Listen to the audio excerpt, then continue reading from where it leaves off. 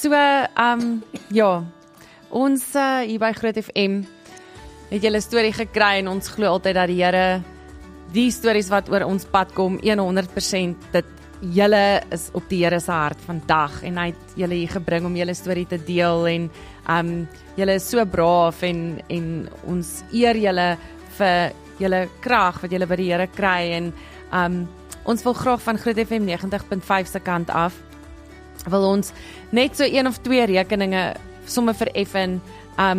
Mylene se dieetkundige rekening en daai groot rekening van Ampath gaan ons somme betaal en dit uit die weg uit kry.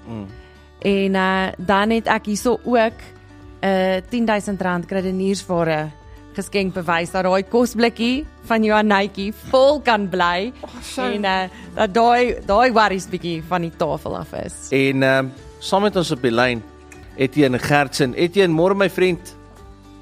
Hi, die gaan net. Goed met jou. Baie dankie. So jy het ook ietsie wat jy graag met die gesin wil deel?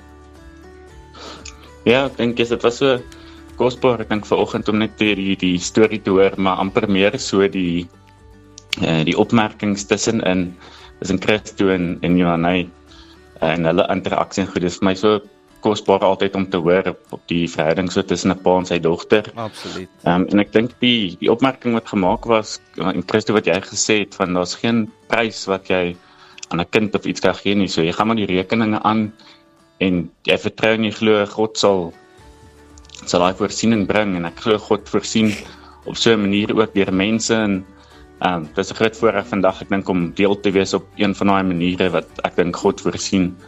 So van ons kant af ook, ek dink ons sal graag wil R10,000 bydra om net te help met julle mediese rekeninge goed wat so opgehoop het. En ja, ons gebed is ook net dat God sal ander vir julle voorsien. Ek dink hou vas aan daai belofte en kyk wat se wonderwerke gaan gebeur. Dankie. Baie dankie. Dankie.